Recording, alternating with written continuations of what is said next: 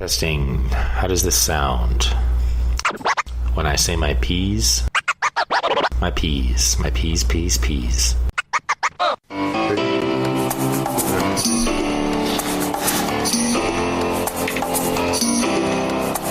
see you driving around town with the girl I love, and I'm like, fuck you.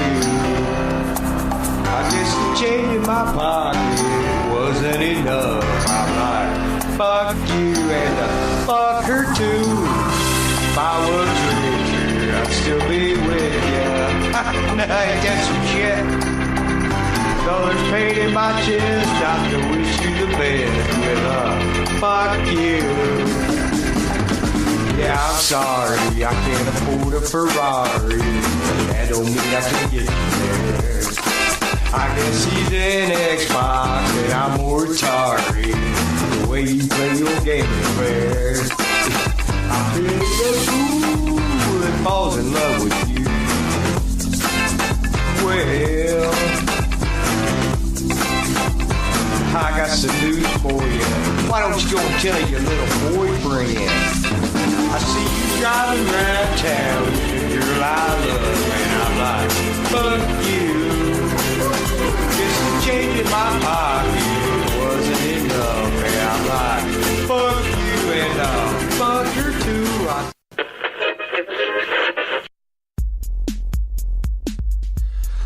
Check this out. I'm just gonna freestyle here. Alright, check this shit. Go ahead. Okay, man. Boom. Your impending doom explodes like a mushroom cloud in your room. Soon, you'll be ending soon. There'll be loads of fire and it's bigger than the moon, and you'll die like a hot apple pie. A massive load of fire and smoke in the sky. Explosion, not an implosion. It'll burn up the land and boil up the ocean, and the fishes will all be dead too, along with your mother and your father, and you will never be able to stop it. When the world blows up, you're really gonna pop it. So don't bother praying to your God. There's no such thing, mate. You're all on your own. Welcome to the introduction for this episode 120, with George Wells. George is a survivalist, a good friend of ours.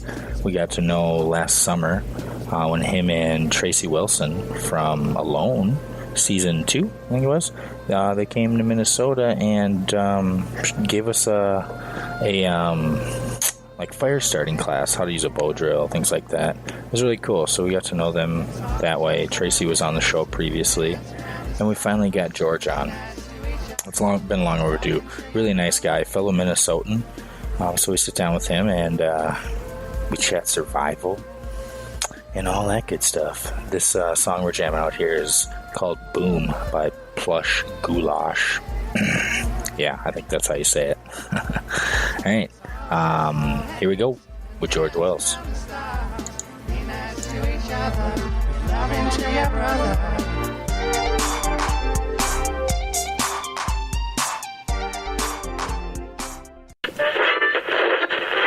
Now, tonight's adventure into the unknown.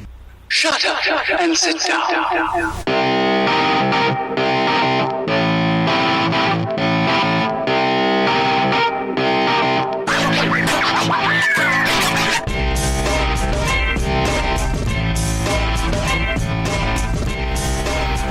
Welcome to Sarge Approved. Welcome. You like my NPR voice there? I do like it. You are listening to Sarge Approved on Minnesota Public Radio. I don't think you can say that. Okay, welcome to the show. Yeah, welcome. Who we got tonight, Frenzy? We have a guest tonight. We have a local Minnesotan. His name is George Wells Jr., and he is an outdoor enthusiast. He's actually someone that taught me to do something for the first time ever, which I thought he was great at. But just overall, great dude who likes to spend time outside and learn things. And here he is, George. Hey, George. Hey guys, Hey. That would be me. That's you. How are you? That's me. I'm doing good. Doing good. Actually, chilling and hanging out tonight after a weekend in the woods and recuperating, and here we are. What were you doing out in the woods? I took a class with some other local folks up in Wisconsin. The North Winds Wilderness School. We did basically a 24-hour class that involved all things plants. Yeah. We did kind of some edible stuff and some medicinal stuff, and we camped out overnight and did some fire stuff and had a good time. Had a super good time. Got eaten up by the mosquitoes, though. They're brutal. Really? They're brutal. That's one thing. They were bad. One thing that I've really I've been dying to gain more knowledge on is wild edibles. Because I'm terrible at identifying plants and trees, anything like that. I'm terrible at it. So that's something to be cool to have that knowledge if I'm ever out in the woods, and I'd be like, oh, I could eat that, and then I eat it. Yeah, it's a lot of fun in a way when you go out in the woods and you just see green. You know, it's like a big wall of green. You can't see the forest for the trees, and you start learning things, and you look and oh, I know what that is. I can eat that. Oh, I know what that is. Don't touch that. That's nasty. I know, and you start kind of picking at it. But the more I learn, the more I realize I don't know nothing. Really? There is so much to learn on the subject, but it's a lot of fun learning. I've met a lot of really, really cool people, and I keep meeting new people that continue to amaze me with their knowledge and skills, and it motivates me to want to learn more and more. It's pretty cool. It's cool, and I think the plant thing and the tree thing, like the whole, I guess, horticulture side of it, there's got to be a rhyme. There's obviously a rhyme or reason to why things grow in certain climates, and then the animals that are attracted to those plants are not attracted to them. And so when maybe it's not even a food source that you're looking for, but it's like, okay, I know that whatever kind of animal that you're hunting, maybe bear, if you're a bear hunter, deer, whatever. Like bears eat these. You know that the foliage that they're attracted to are these things. So now you're a deer hunter, so you can maybe look for areas that have that in it. So you can for sure. Them, it's all kind of like a big for sure that deep. Well, it's a big ecosystem. Everything's kind of related, and the more you know, the better off you are in the long run, for sure. Plants are aliens. Plants are so cool. There are some really crazy alien plants out there that do some weird stuff. It's pretty crazy. It's super crazy when you hear that there's carnivorous plants out there. Yeah. Like, what was that one you were talking about? I want to say it eats like mice or something. It traps bugs, and it lures them. Look it up, investigative journalist. It lures them into like their little pod area, and then it lures bugs. Bugs, yeah. I thought there was one that eats like rats or mice or something too. I think there is. The Venus flytrap, I think, is the little one you're talking about that eats bugs, right? Yeah, that one. Like it clamps down on them and it digests them slowly from the inside. Yeah, there's another one though. I know there's one that catches mainly, is it bugs? That it's shaped kind of like a bell, like a cup, and things like are feeding on whatever nectar or whatever sweet shit they got that attracts bugs or whatnot to the plant, but they're on the edge of it, and then they slip down inside this cup. Like they're going down a water slide, basically. And they get stuck in there. Death. They get stuck in there, like they can't climb back out, and they have these like digestive enzymes inside that just slowly like break down whatever it caught. Yeah, but I can't remember if it's mice. I could have swore there was one that eats rodents. That wouldn't surprise me. There's probably a flower big enough out there that would digest a mouse. There's one that's called a cobra lily. And it's it looks weird, like it's see-through, kind of like an alien.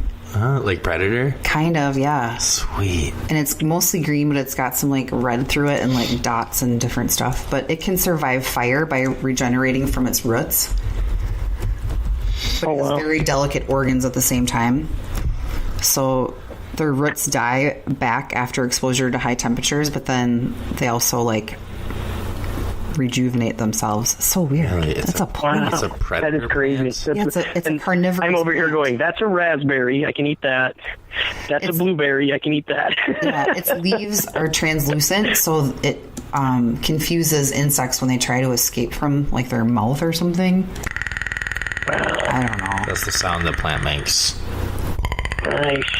Chomps it up good. That sounds... That's the predator sound that he makes in the movies. That's awesome. I can see it. I can see it for sure. I'm just gonna read one more sentence about what it does because I don't even know. It's got to be an alien. So it doesn't trap rainwater, and it's like it's shaped as a pitcher and like a water pitcher. It doesn't trap the rainwater in there. It's a pitcher plant or something. Yeah, right? American pitcher plant. It regulates the level of water inside physiologically by releasing or absorbing water into the trap that has been pumped up from the roots. And then once believed that this variety of pitcher plant did not produce any digestive enzymes and relied on bacteria and protozoa to break down the captured insects and to easily absorb nutrients. What? It's funny when so cool. like vegans or vegetarians have this big issue with eating living animals, but have no problem eating plants because they don't look at them as a living creature. And they are without doubt a living creature. They just can't scream when you eat them. Exactly. Right? No, I agree totally. And some of those plants are just as ruthless as any other animal out there. Yeah. I mean, you know what I mean? They're feeding too. They're doing what they need to do to survive. Crazy. Yeah, they found evidence that there's I can't remember what kind of plant it is, but there's plants that can communicate with each other. Mm-hmm. I don't know if it's through like scent or through the freaking ground. I don't know, but somehow some plants can communicate with other plants. It's like, what was that movie that Mark Wahlberg was in where all the plants were killing everybody? Remember that? Oh, yeah. I do, but I can't think of the name of it. Frenzy. What was it? What was it they were doing? Was that the one where it was making people kill themselves? Or were they just dying? Like something they were releasing? They were dying. What was the one where... The Happening. That's what it was, the plant one? Mm-hmm. What was it called? Is The it actually Happening? possible for plants to have emotions, to react to the emotions of humans? That's the title. That's like the description of the movie. Because weren't they releasing something in the air and then people were getting affected by whatever the plants were releasing and it was making them kill themselves? Wasn't that what it was? It was caused by the trees and plants in the northeast section of the U.S. in an apparent self-defense mechanism triggered by years of pollution and global warming. Right. So the plants were doing it. They would release toxins that cause people to kill themselves. Yeah, that's what I was asking. Mm-hmm. Okay. Yeah, that was creepy. And then they were like, "Oh, this is actually an epidemic. We should do something about it."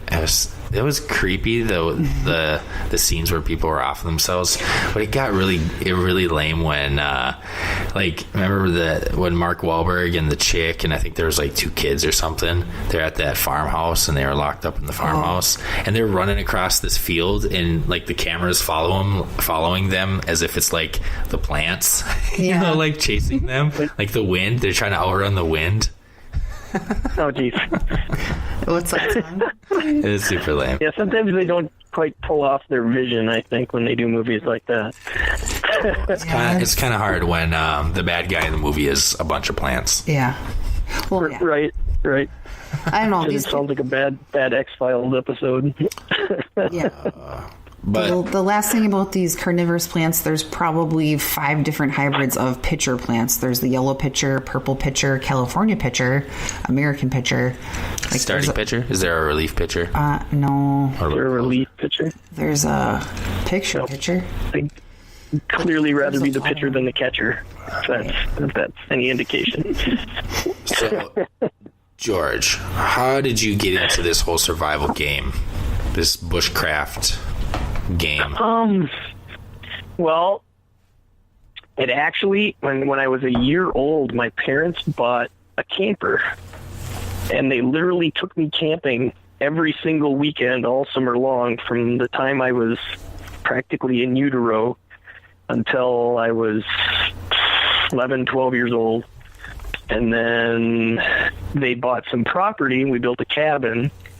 And the first 3 years they owned the cabin, I didn't sleep in the cabin once. I slept outside in the woods. Really? In tents. Yeah, seriously. I remember distinctly being so angry with my mother because she put carpet in the cabin. And I vowed I would not sleep in a cabin with carpet because I wanted this rustic old cabin feeling, you know. Good for you. But it was... Yeah, so I mean... when I was young and I was little, I mean, my parents took me everywhere camping, you know, a lot of different campgrounds. One of the big things I remember making an impression is we were up at Old Fort William in Canada, up on Thunder Bay, when I was 7 or 8 years old. And I remember hearing about the voyageurs and seeing the birch bark canoes and the fur trade and, you know, Indian arrowheads and all these stories and all this stuff. And it made a huge impression on me, and all I wanted to do was be a voyager. I want to paddle a canoe and I want to live in the woods, leave me alone. You know, and as a little kid, I mean, I'm like I said, 6, 7 years old, and that's what I wanted to do. You know, then fast forward, you get into the teenage years, and then pretty soon it was heavy metal and chicks, and kind of put everything on the back burner for a little while, and still continued to paddle and do Boundary Waters trips, you know, and then you get into your 20s and you're working, and I bought a house and started doing some other things, and didn't really have, you know, in my teen years through my 20s, I really didn't have any mentors. I didn't really have anybody to kind of push my interest in the outdoors. It was there, and I knew of like the Boss Survival School out in Utah. I was in Boulder, Utah, the Boulder Outdoor Survival School.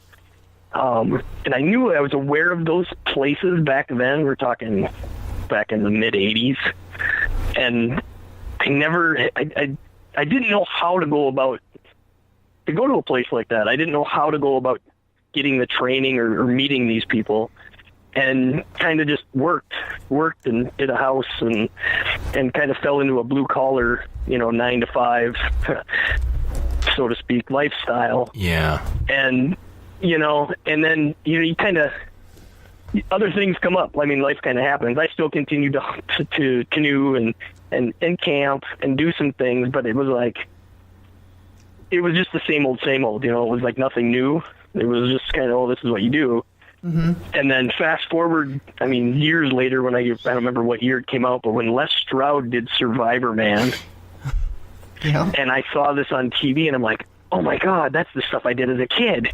Yeah. That's just, you know, blew my mind. And all of a sudden, all these TV shows started coming out and stuff. And I started busting out all my old gear and doing things. And then, you know, by then you had, I mean, obviously you didn't have internet when I was a kid. You didn't have these resources, these websites, or even, I mean, Facebook is a huge one now, where you have this forum where you can connect with people with a similar interest in, whether it's bushcraft or survival or, you know, biology or primitive skills. And it just opened up this huge world to me about, it might have been as long ago as 10 years ago, but I'd say probably at least 6 or 7 years ago, where I was like, oh, I get to relive my childhood. This is going to be awesome. And I started meeting some amazing people because of Facebook and because of some of these shows. I ended up, after Dual Survival came on, and I was looking online and doing some research, and I find out Dave Canterbury has a school. I actually went down to his school for the first time down at the Pathfinder school, and took a class and met people. And then actually that's kind of how I met Larry Roberts, was through Facebook, the Pathfinder Learning Center. Yeah. I had gone out one winter in my hammock, and I had done about a 20 below zero overnighter in my hammock.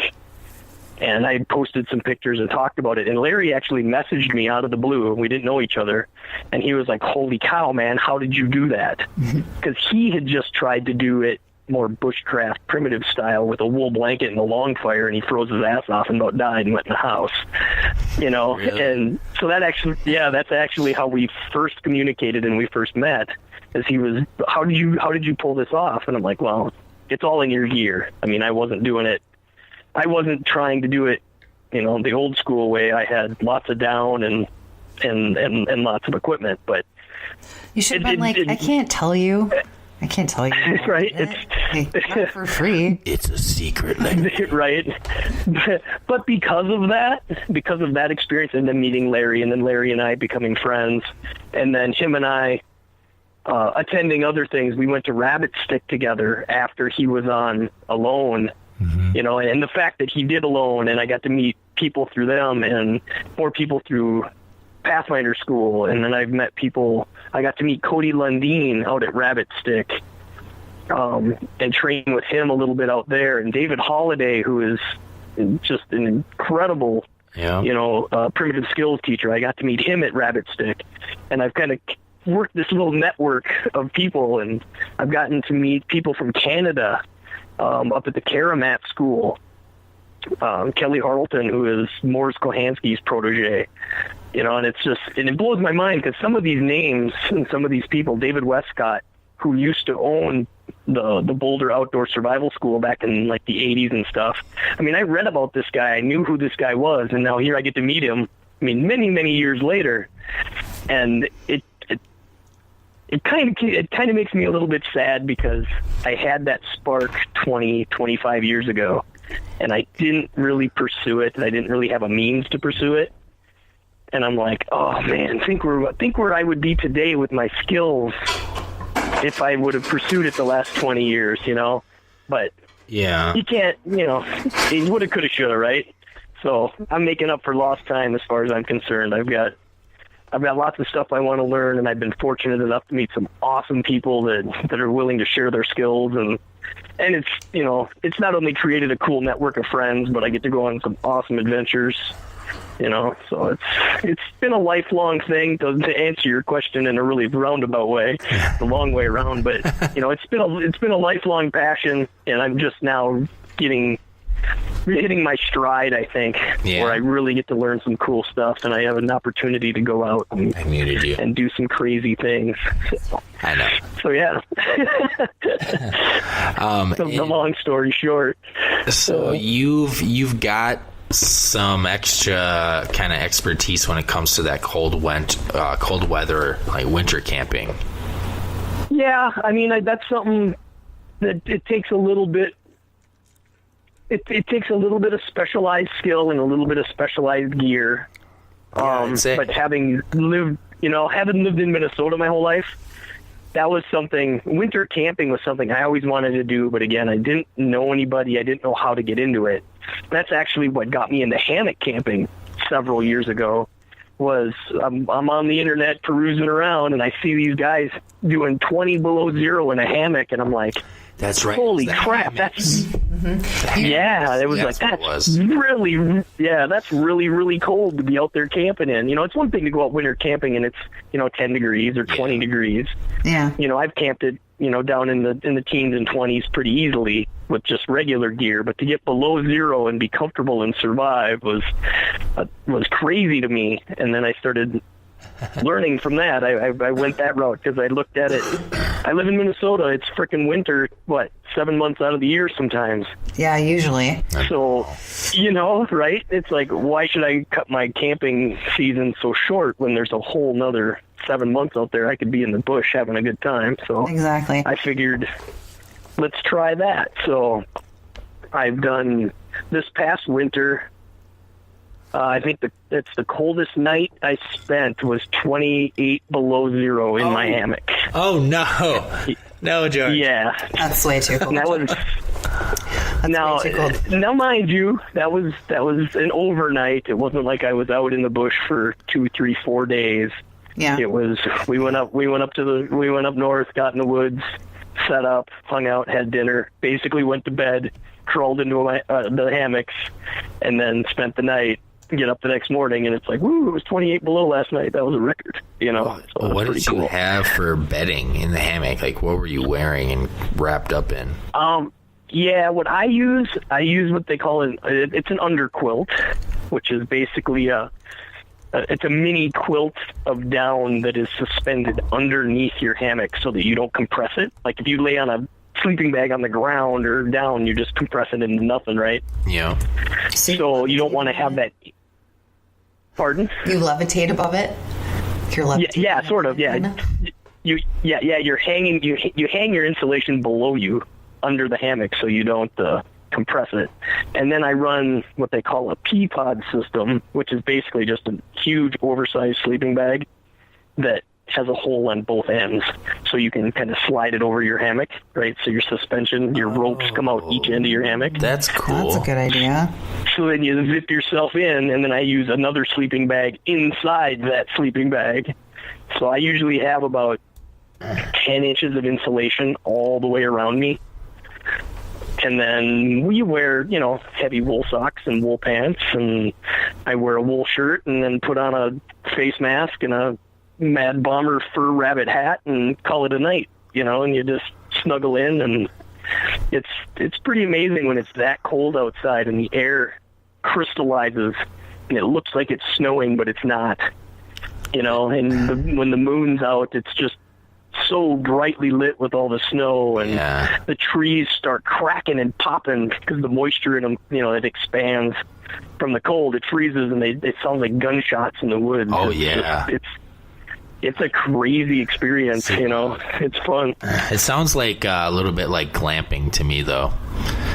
Yeah, all that insulation. Yeah, all that insulation and sleeping bags sounds like a little too luxury for me. Right. It is laying in the lap of luxury. If you've never slept in a hammock, any time of the year, this time of the year, any time, if you've never slept in a hammock, you're missing out, because you get a good hammock, they are so comfortable. It is pretty cool. You won't want to sleep on the ground anymore. Well, the only bummer is you're always solo. You're not really snuggling with anybody in a hammock. So yeah, that would be hard. I've only done it once, hammock camping overnight. Me and a buddy a couple years ago went to South Dakota and hiked up to the top of Harney, and nice. I think, what's Harney, 7,000 feet elevation?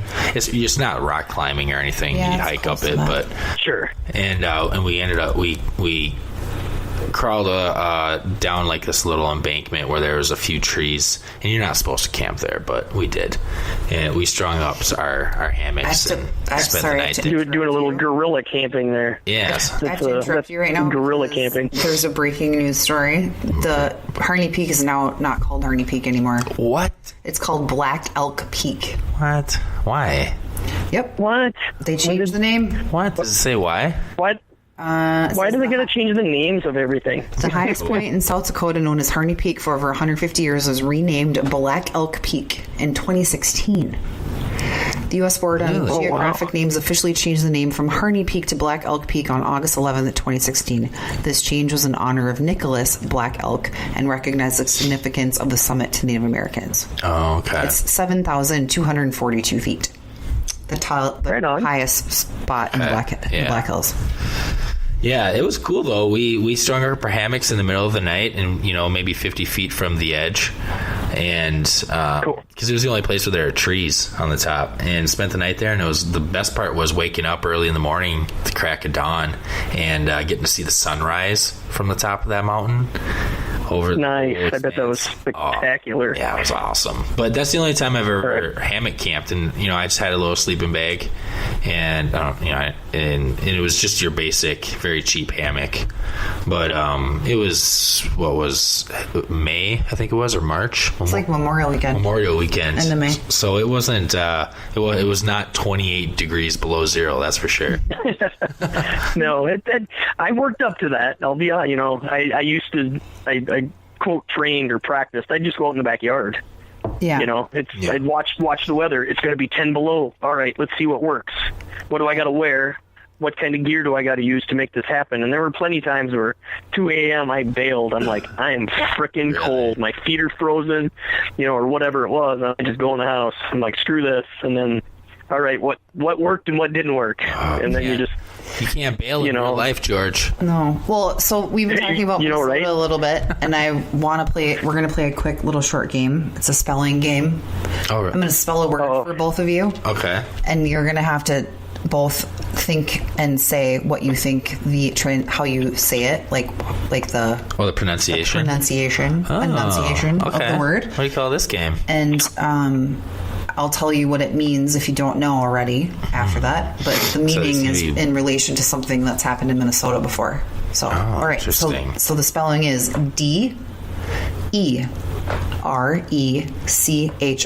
So DE and then R. DER. DER and then echo. Oh, okay. ECHO. Dereco? Dereco. Okay. Dereco. Yeah. Dereco. Okay. That's right? That's right. It's a widespread, long-lived, straight-lined windstorm that is associated with a land-based, fast-moving group of severe thunderstorms. So if either of you can guess where one of these has happened in the state of Minnesota twice before, while all of us have been alive, you get 5 points extra. Alexandria. Oh, jeez. Widespread, long-lived, straight-line windstorm that is associated with land-based, fast-moving group of severe thunderstorms. They can cause hurricane-force winds, tornadoes, heavy rain, and flash floods. Wow. I've never even heard that term before, but I do know of a lot of storms that had straight-line winds in the state of Minnesota, but I'm not sure where. Think of the worst ones you remember. Oh, jeez. Like recent memory? Well, in your lifetime. Is that what it sounds like? No, my lifetime. Oh. My lifetime, too. It's so windy. Can you hear me? Oh, yeah. I'll give you a date for the first time. Right. The rain is belting my eyeballs. 1999 was the first one. 99. Not first one, but like the first one that Wikipedia says was the first one. Huh. I do not have a clue. It was July 4th, say so it's like St. Cloud, Minnesota. How about that? Nope. Boundary Waters.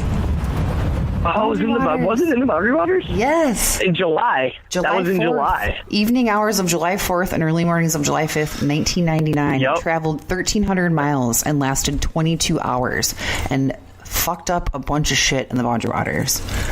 Yeah, that place is still recovering. I've seen the blowdown firsthand. Yeah, it had 58 mile per hour winds for 40 minutes straight, and then it went up to 91 miles per hour at different times. There were planes that were damaged and overturned, like plane hangars were damaged. Planes. Like they pulled them. The wind pulled planes out of the sky. Not out of the sky, but where they were being stored in airport hangars. They blew out of the hangars and triple Lutzed it down the cornfield. Weren't there 3 deaths in that too? Yep, there were some people that were camping. The worst damage was actually in West Fargo, North Dakota, and they had wind gusts that were estimated as 110 miles per hour, and it caused $85 million in damage. That was in 1999, by the way, but still. That's crazy. And then it happened again in 2010. Not as bad, but it happened again. So you're saying wind is kind of a dick. Well, right? Wind is a bitch. Wind will kill you. It's bad. We don't need you, bad. wind. Go away. We don't want you around. Right? All you do is just mess things up. You break everything you touch.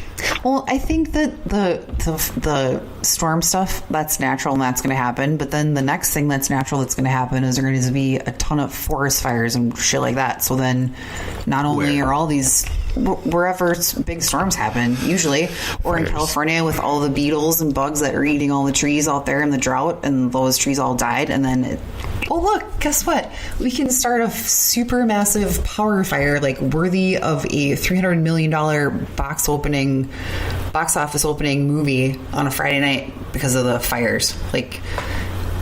And then they wonder why there's no... It really amazes me that there's anything left in California to burn each year.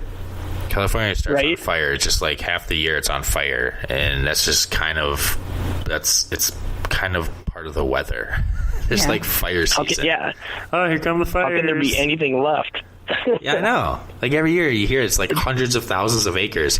I don't know if I'm exaggerating on that, but I'm pretty sure you always hear it's in the hundreds of thousands. There's a lot. The amount of land that gets burned. I'm sure. But then you think of sequoia trees, where the only reson why they create new trees is because of fire. They drop their seeds. But it's still just amazing. How for sure. California just starts on fire every year, and it's right. But then it's funny to think the most we have so much fire. Largest trees in the world lives in a place where there's the most fire, but it needs fire to reproduce.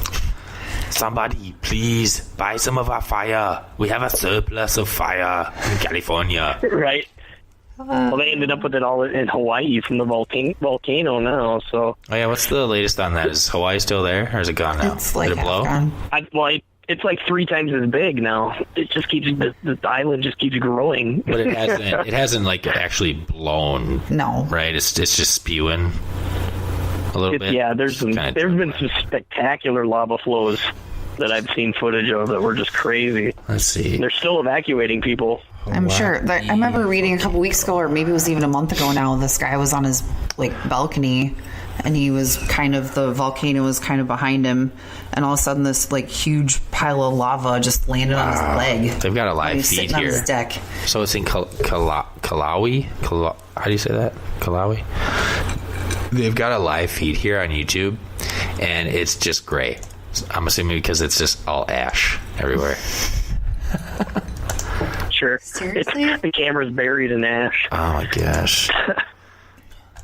Well, Yeah, how do you say that? Kalawi? If you write... Oh, it's an ad. Screw you, ad. Yeah, I don't know. Is that how you say that? Kalawi? Yeah. I have no idea. You might be right. That's Yeah, not it's an something like island. that. Hawaii's like a bunch of islands. No, I know, but Kalawi is on an island, is For a it? project management tool. There's Kauai, Maybe that's how you say it. Kauai. is there an L in there? Yeah. Then it's not Kauai.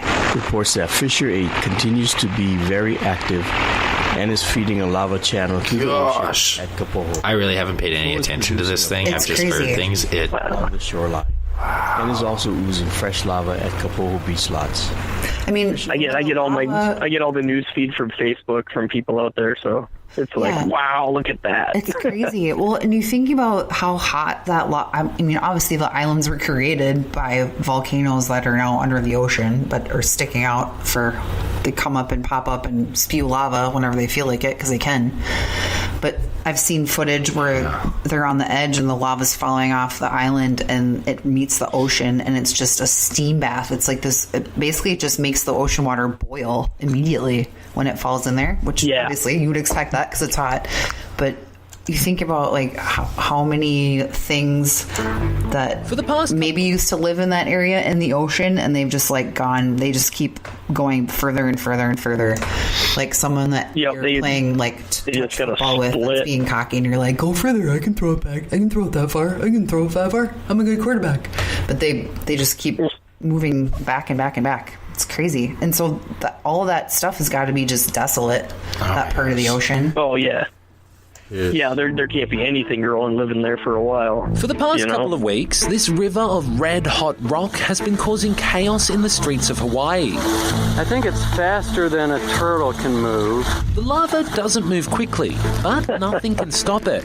And as you can see from this video, it destroys everything in its path. Mustang just got lit on fire. Is that the Ford Mustang that burned up? Yeah. The lava is coming from Kilauea, a volcano on Hawaii's Big Island, which is home to these guys. Aloha BTN, I'm Fiona. Aloha BTN, my name is Sebastian. Wow, that is crazy. Yeah, I've always said I'll take winter any day. Because we don't have volcanoes that are going to spew up and burn everything and destroy it. Yeah, you might get cold. You might have some snow, but the snow is going to melt eventually. Right. And lava's there to stay. We've had that conversation a bunch of times. Like, we don't have to deal with earthquakes, volcanoes, fires, tornadoes once in a while. No rattlesnakes. No super poisonous snakes or no super poisonous spiders. And we don't have we have mosquitoes that suck. Yeah, the mosquitoes don't necessarily kill you when they bite you. We don't have things that are going to kill you in Minnesota. No, besides the cold. Right. And mosquitoes, you can use things to help, not to completely prevent them, but it's not like you can just walk up and be like, "Oh, a rattlesnake bit me. Too bad I didn't do my preventative regimen." You know what I do to prevent mosquitoes? I use my fists. I'll punch a punch them, smash them with my fist like a hammer. Just rope a dope. You rope a dope them mosquitoes. I put my cat outside, and he's like a bug ninja. A roundhouse kick him like Patrick Swayze. It's like Chuck Norris. Have you seen the assault gun No. But they use for flies. Oh and yeah, bugs. it shoots salt. It's like little bursts of salt. It shoots salt. Yeah. You go through a lot of salt with those mosquitoes, but that actually might be a lot of fun. I know. I've seen that. We should get that, Frenzy. Yeah, we should. We can write it off. The other, yeah, we could write it off. Expense. The other thing is, have you ever used one of those thermosols, those mosquito thermosols? Yes, actually, a good buddy of mine swears by one when he bull hunts. Well, he sets it up right in his stand, and he's like, dude, he goes, it's amazing. It keeps the mosquitoes away. And a lot of people that fish, especially like early in the morning or later at night up north, like because they're bad out on the lake, but use them. But they used to use more of like it wasn't gas. What did they use for the chemical? They used like more of a potent chemical in it for like. Oh, have they changed it now? They just recently changed it, so it's not. I know I can't think of what not it as is. Effective. Huh? No, it's supposed to be. It's supposed to be just as effective, but not as lethal to people. Here's the bug salt. I'm trying to find it. They always got to change everything. You get something that works, and then you're doomed. It doesn't work as good anymore. Yeah, I think they used to use butane in the first batch. Oh, sure. But if I lived in an area where I had, like up north where I had a bunch of mosquitoes, I would just get a bug whacker. Those bug whackers. Zappers? Oh, yeah. My grandpa had 2 on his land, like one out by the lake in the front and then one out back. And you just hear them. You'd always hear the June bugs. And it'd be like super extra. The lights would dim when they hit them because they were drawing so much voltage. Yeah. Yeah. We got our bug zapper hook up to our generator. And that was and that was when I was maybe like 4 or 5 years old, and I'm going to be 39 this summer. So it was like he was way up on the times before that. But it was like I loved was that sitting a sparrow? outside. Did a sparrow just fly into that? The lights dimmed. 2 years ago, I took down an elk with my bug zapper. I took down a woodpecker. It was one of those big ones. I also got a beaver that was eating my trees. All right, there you go. Just make sure you harvest that and eat it. If you're going to kill it, you got to eat it. Uncle Joe licked the bug zapper a couple years ago. He didn't make it. He said, hold my beer, watch this. I bet was he from Wisconsin? I bet he was from Wisconsin. Probably. Oh, yeah, definitely. He was drinking Schlitz. No, I not Liney's? PBR. No, PBR. Oh, Northeast Minneapolis. That'll do it. What is Schlitz That'll do it. Like Wisconsin. Really? Yeah. Schlitz? Yeah. Schlitz Milwaukee's malt liquor? the best. The Wisconsiners Beast? don't drink malt liquor. Beast? They might. What isn't where's Line & Kugel's from? Minnesota. Is it Minnesota? Yeah. Okay, cool. No, they're Wisconsin. There you go. No, Liney's is brewed in Chippewa Falls, Wisconsin. Oh, sounds like a Wisconsin. I've been to the brewery. Line & Kugel. We have Surly, so suck it. Right. Yeah, you guys got Surly. I'm not a drinker, so we got I'm only know what I know. Irish whiskey. That's what we got. Mm-hmm. Yeah. So funny. Me and Frenzy have been talking about doing some winter camping. We had, do you know Scott Oath? He's also in Minnesota. Yes, from Bull Moose Patrol. Yep. Moose. Yeah, he's big into that winter camping. I think he was the one that was talking about about your hammock camping. Was it him? Yeah, or was it him. Larry? I can't remember. No, we get so many of you badass bushcraft survival men and women on here. They're some of our favorite guests. Right? Because you're all just so easy to talk to. You're down to earth. Well, you kind of got to be. Well, I see you guys just had Matt Graham on. Oh yeah, he was great. Not that long ago. Yeah, I haven't had the privilege of meeting Matt yet. It's on my wish list. He's an incredibly skilled and smart guy. I'd really like to share a campfire with sometime. So he's super fun, super nice. He's where in Utah right now, but he's doing that. Well, he's on his off grid place is what he likes to call it. 3 month quest. Yep. Was it? Yeah, his goal is to spend zero money or as little as possible. Zero money. Zero, like not a penny. Zilch, nada, zip, zero. Man. Yeah. Right. I think if anybody can do it, he can. I think he has definitely got the skills and the mindset to do that. Have you watched the show that he's on, Dude, You're Screwed, at all? Have you ever watched that before? I've seen a couple episodes. I managed to watch the one where Tim Smith was on it. Tim Smith is from Jack Mountain Bushcraft School out in Maine. Okay. And we have some. I've yet to meet him, but I have some mutual friends. Where was that episode? So yeah, I have that episode. Yeah, where did they film it? Oh man, they dumped him off in like the Arctic Circle somewhere. So he was awake for like 3 days straight, and then canoed down the river and almost went off a waterfall. Is that guy? Yep, that was that guy. And they had to intervene and save him. Yep.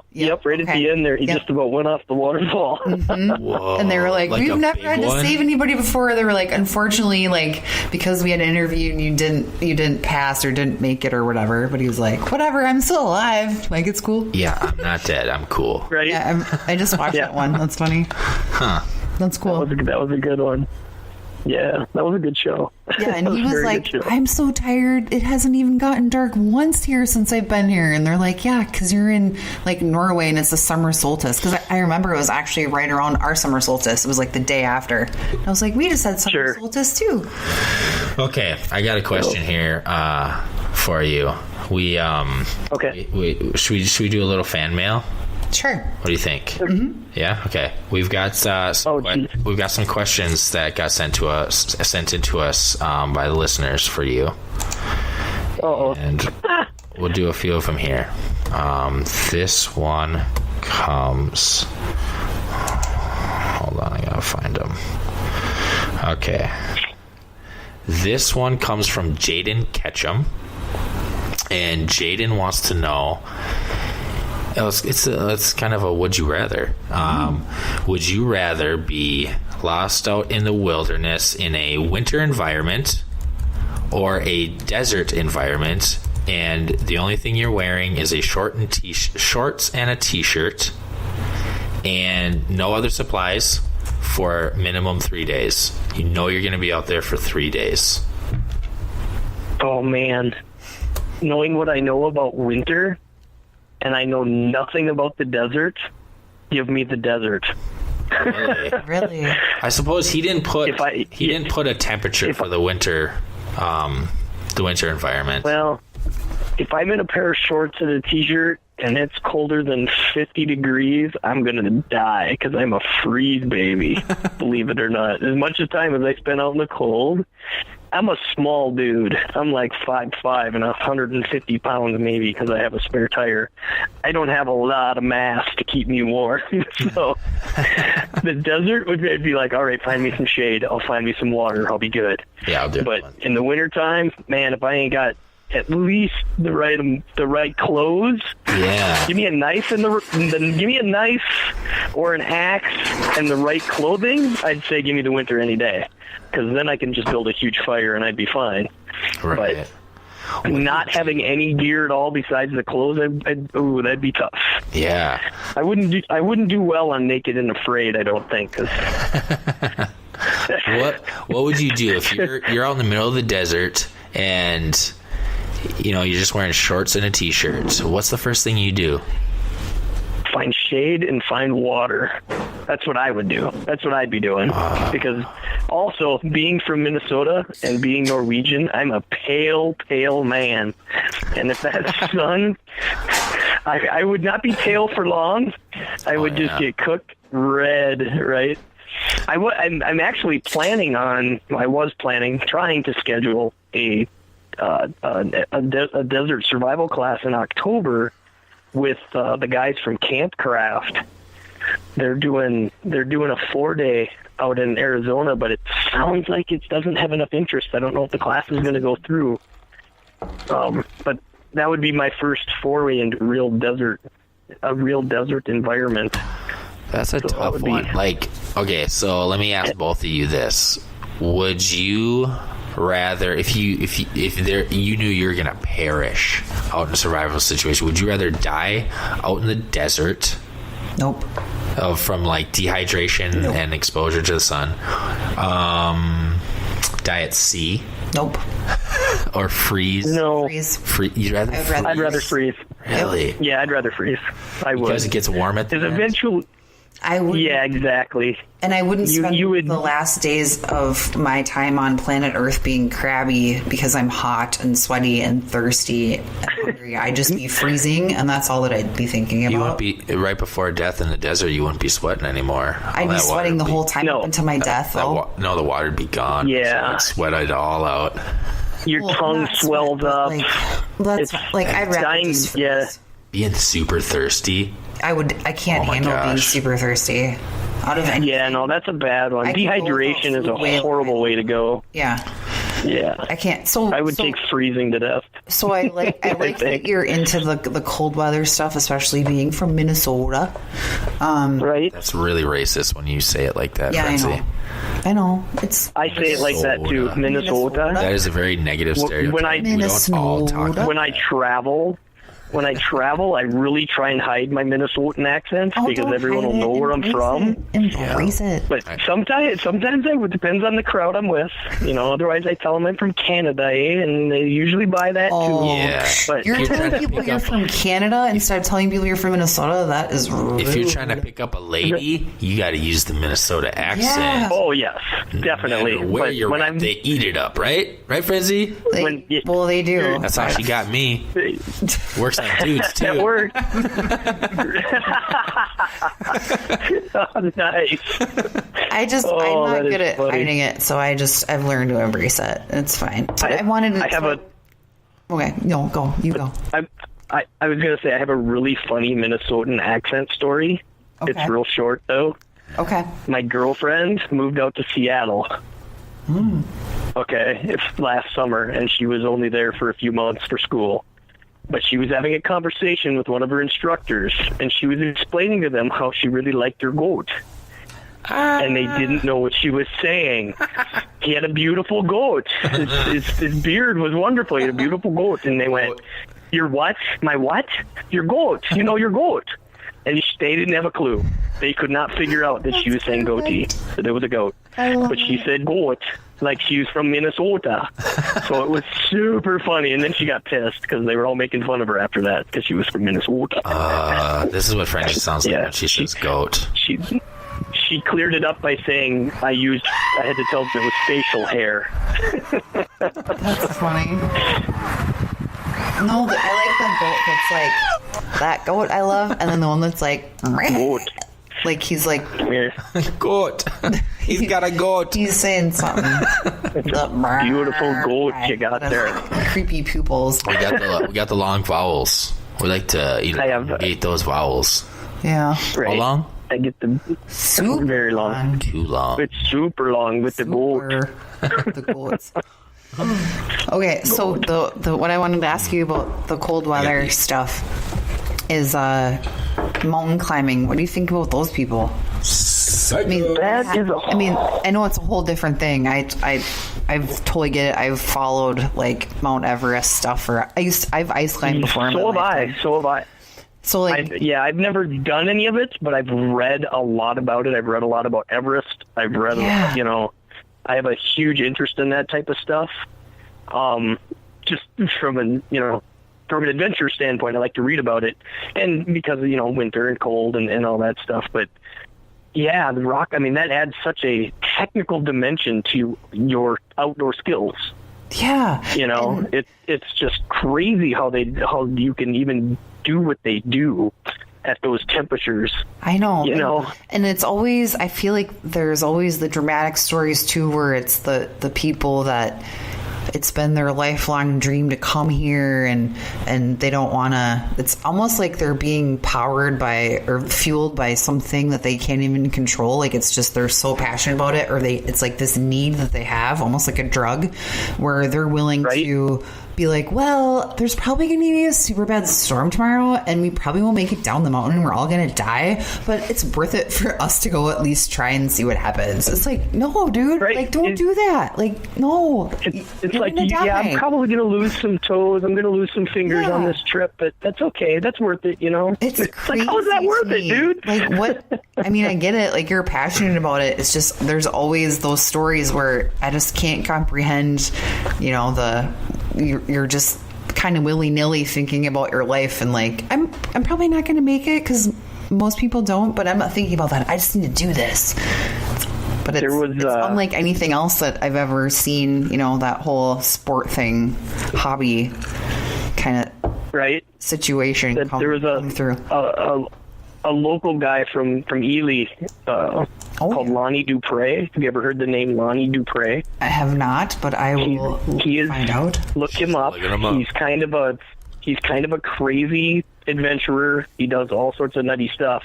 He became the first person a few years ago to solo ascend Denali in the wintertime and was successful. It took him like 7 tries, 7 different expeditions before he succeeded. But he climbed Denali in the wintertime and summited it. By himself? By himself, he solo. Also was the first person to make the Pacific Atlantic winter traversal by the Northwest Passage by dog sled. And then the first human-powered circumnavigation of Greenland by sled and kayak.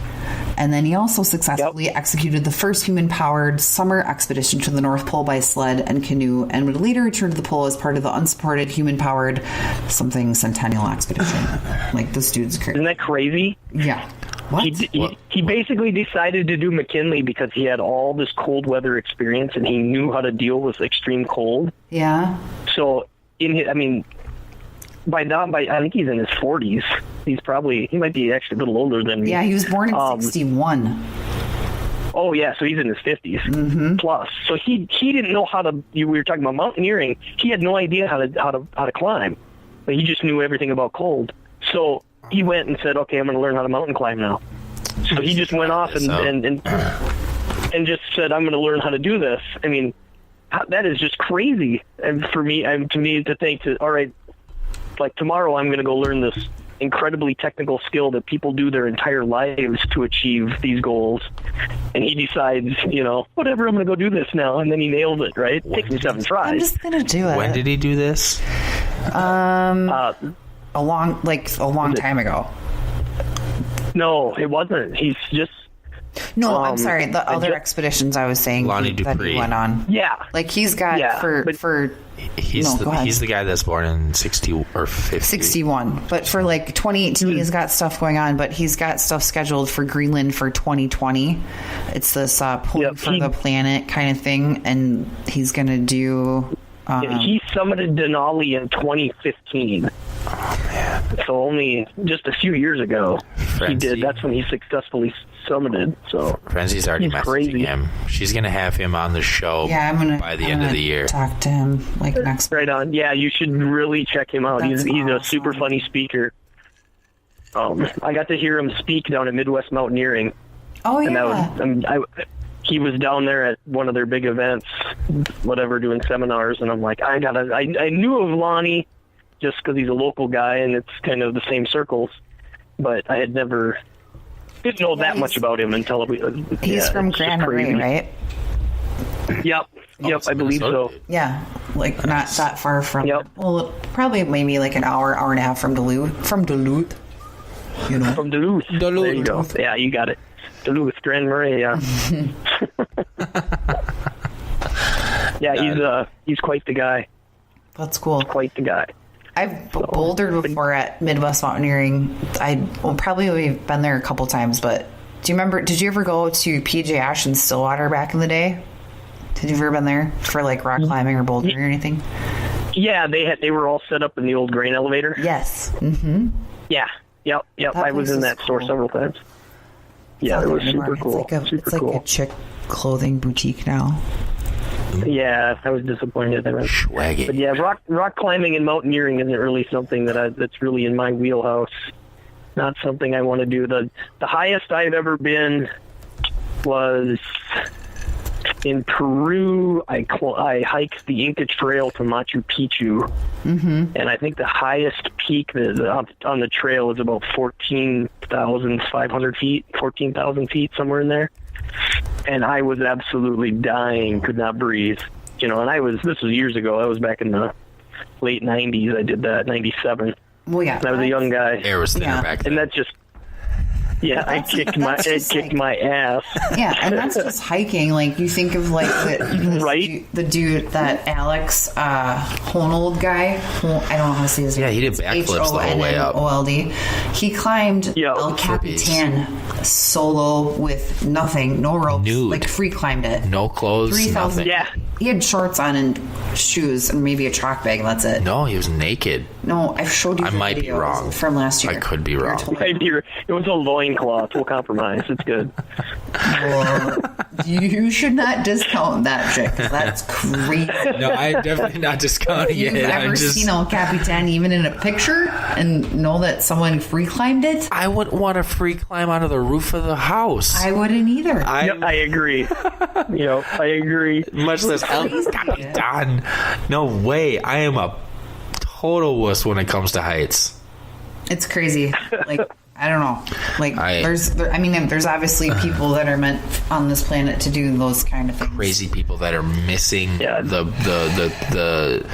neuron in their brain that makes them think logically when it comes to being up on high things. They just don't have fear of heights. Like, right? I know the neuron is missing. I've always said I'm only 5'5" for a reason, because I didn't have to be any taller. I don't want to get any higher than that. Yeah, right. That's plenty good with me.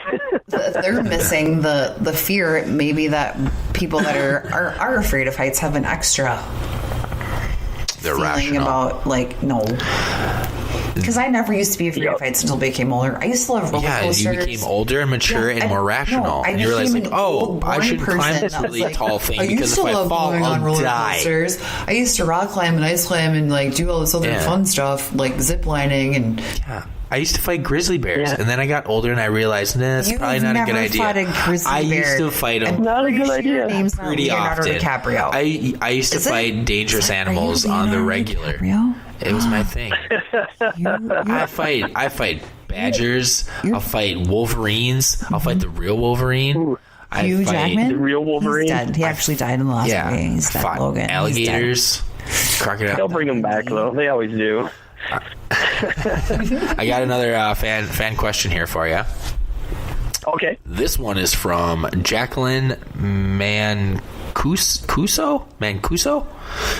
Jacqueline wants to know, what is the most dangerous thing that's happened to you out in the wild?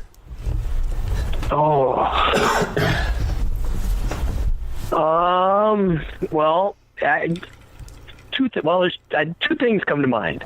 The first one takes me back to Peru and Machu Picchu, because I got altitude sickness and food poisoning at the same time, the very first night out on the trail. Oh, what'd you eat? And I had to hike 10 miles that day at altitude.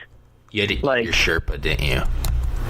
No, they actually Sherpas actually volunteered to carry me because they knew how sick I was. Oh, wow. And I said, no way, being all machismo on their end, I'm like, ain't no way somebody's carrying me. Yeah. But I don't remember that day a whole lot because I was delirious with a fever, and I was basically puking out one end and shitting out the other the whole time, just purging, like my entire body was trying to turn itself inside out. And but I do distinctly remember walking along the path, and if you've seen the trail to Machu Picchu, there's like little narrow planks in places that work as bridges, sort of like on the side of mountain cliffs where it's hundreds of feet down. And I remember walking along these edges that are no more than like 16 inches wide, and thinking my mom would tell me to get away from the edge, Yeah. And I just remember being delirious, and that was probably the dumbest, most dangerous thing I did, because I didn't lead on. I didn't tell him how bad I really was, which was really stupid because I'm in a completely foreign country. I don't speak Spanish, and I'm wandering off these cliffs, completely delirious. But I lived. I lived. When were you there the last time? 1997 is when we did that trip, and I'm actually scheduled to go. I'm going back to Peru this year, but I'm going to the Amazon, on the other side of Peru, mostly Colombia. But we land in Colombia. We'll spend some time there, and then we're trekking into Peru to live with the Matisse Indians in the Amazon jungle for a week. Wow. Okay, that's awesome. Do you remember a village named is it Kimbiri? That's close to Machu Picchu. That one I don't recall. I remember Agua Calientes is at the bottom of Machu Picchu. Okay, but on the the route, it was in Lima, so it said Lima, which is the capital. I've been there. It said Peruvian rescue workers were combing a river Wednesday for 16 missing after the bridge they were on collapsed in a valley northwest of the mountaintops of Machu Picchu. Oh no! Oh, crazy! This was in January.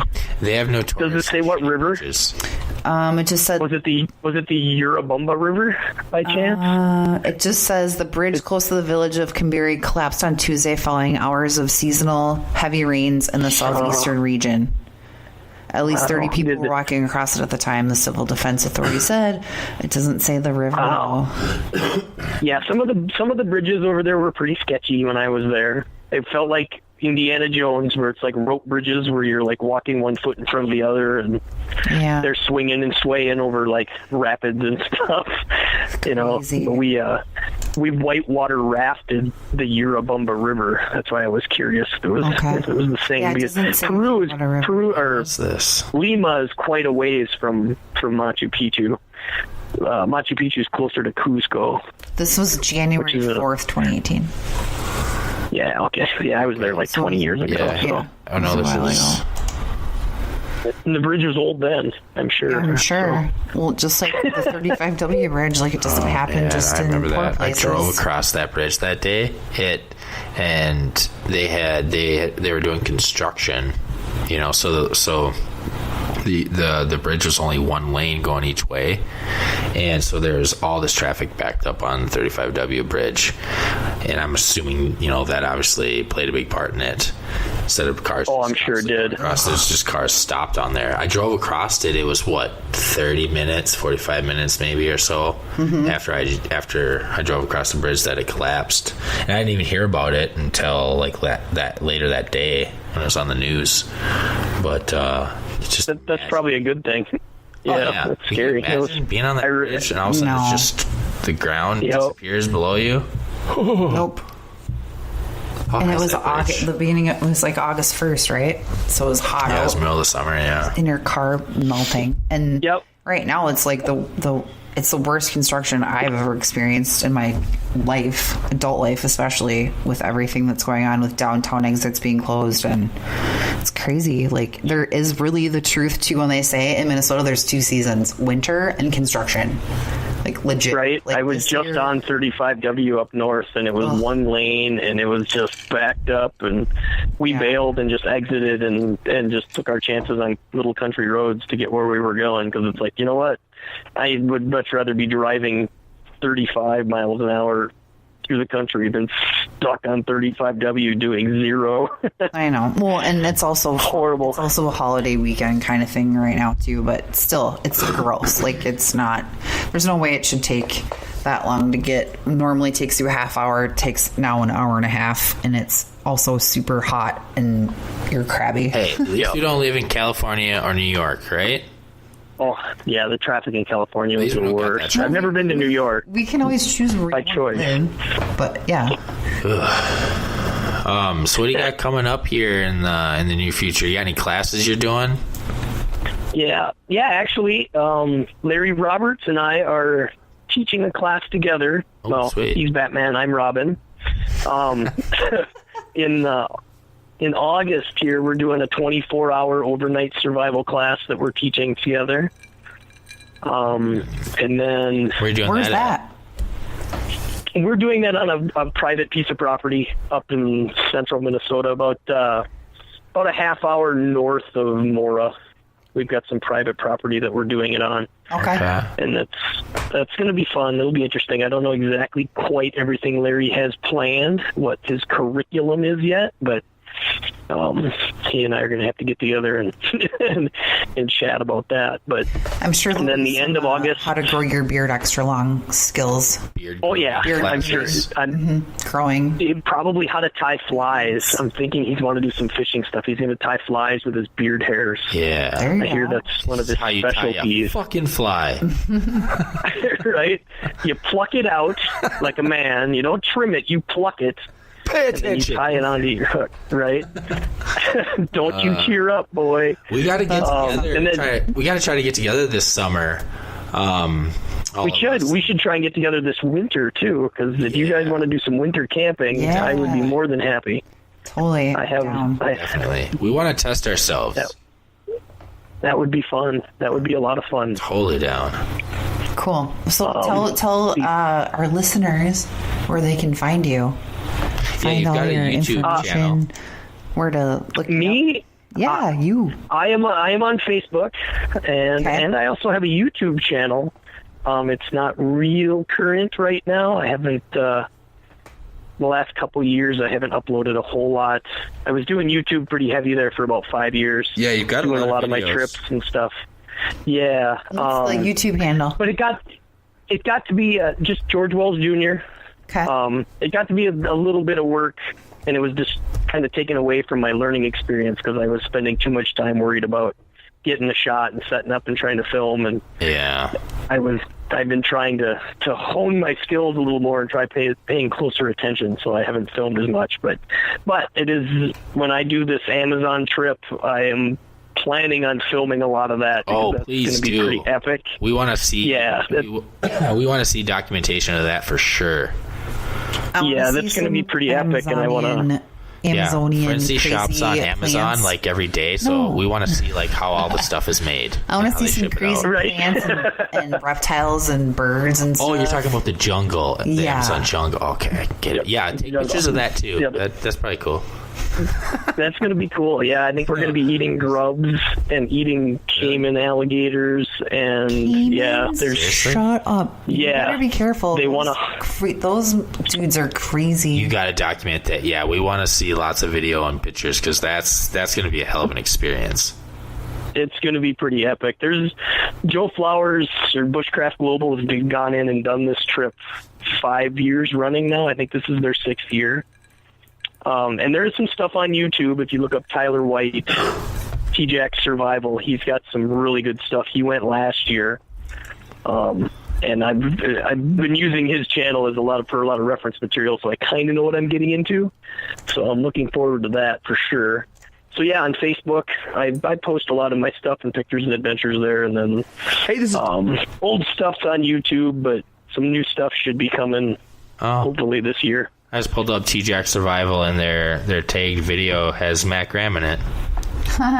Yes, yeah. I got to meet with T-Jack Survival. Tyler I got to meet Tyler at Rabbit Stick a couple years ago when Larry and I were out there. So that was pretty cool. He's a pretty cool guy. Yeah, we're gonna have to check this out. I'm gonna subscribing right now. Perfect. Cool. All right, hey brother. This has been long overdue having you on the show, and last time we got to hang out with you was last summer when you and Tracy. Last summer. Yeah, you and Tracy came and gave us that awesome class, that private class. Yeah, that was a lot of fun. With the bow drill. That was a lot of fun. Yeah, you guys were awesome. The first time I ever got to get any kind of fire from a bow drill, or even moving a bow drill before. And you were just like, and you nailed it. There's this branch in the parking lot. We can just use that. And I was like, okay, if you say so.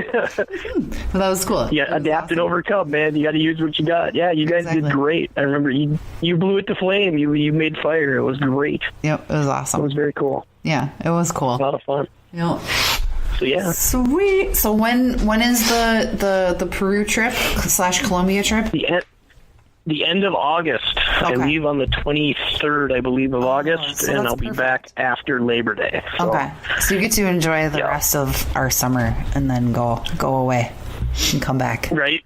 Yeah. Come back, and then hopefully I get a little more summer and then jump right into winter and get out and do some camping and some snowshoeing, and hunting season will be right around the corner. So We better get an That'll extra be- long, good fall this year. Like, I feel like we've been. Yeah, we earned it. Sure. Winter lasted. We didn't get a spring. No. So we need a good winter or a good fall. Our spring is taken over. Like the summer was supposed to be summer, and it was just rainy the whole time. So it was like no spring at all. And then summer happened, but it was more like a spring. Right. And then we pretty much went from winter to stifling hot. Yeah, which is expected. Let's stay in touch and try to get together this before this summer's over, and definitely this winter. For sure. Contact me anytime. We'll work something out. Will do, brother. That Thanks would for be sharing your time with us. a lot of man. fun. Yeah, thank you. I'm flattered and I appreciate it. I appreciate your time. This was a lot of fun. You're a friend, and your Sarge approved. Totally. Awesome. I appreciate that. That means a lot. All right, man. Have a good night. You too, guys. Well, take care.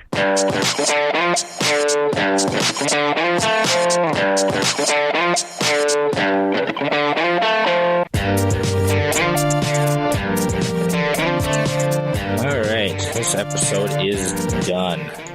That was George Wells, survivalist, good friend of ours, friend of the show, fellow Minnesotan. We always enjoy talking to these survivalists, these outdoorsy folk, because they're just so genuine and down to earth people. So that was a good time. Coming up on the show, we've got Ian Edwards, hilarious comedian Ian Edwards, affectionately known as the funniest man in the world. He's an awesome guy, hilarious guy. That episode will be coming up soon, so look forward to that. And we're gonna play this song out with some color. Let's do some color, and we're gonna play Break Up Breakdown. All right, thanks for listening. Bye. Later, fuckers.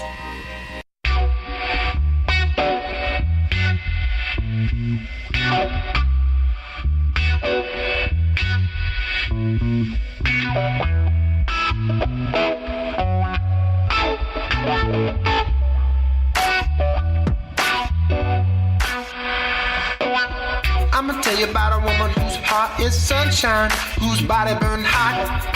I'ma tell you about a woman who's cold as tundra, with some frozen eyes. I can tell by the way she moves that she cares, and it's lovely too.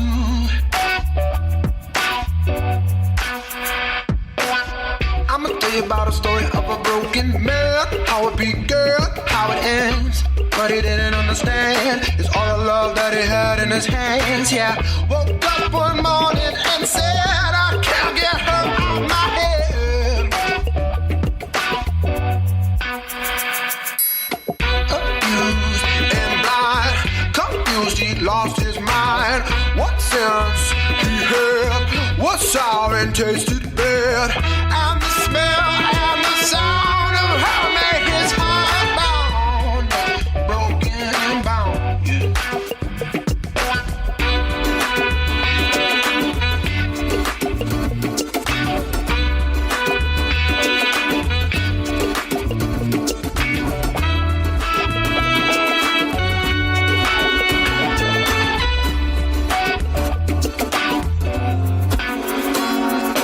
Love is a spell. It's a form of mind control, and if you couldn't tell, he was transfixed amidst a mixed mist, and that never ends well. He was once in love with the lady, see, then color turned into calamity. Into calamity. Damn.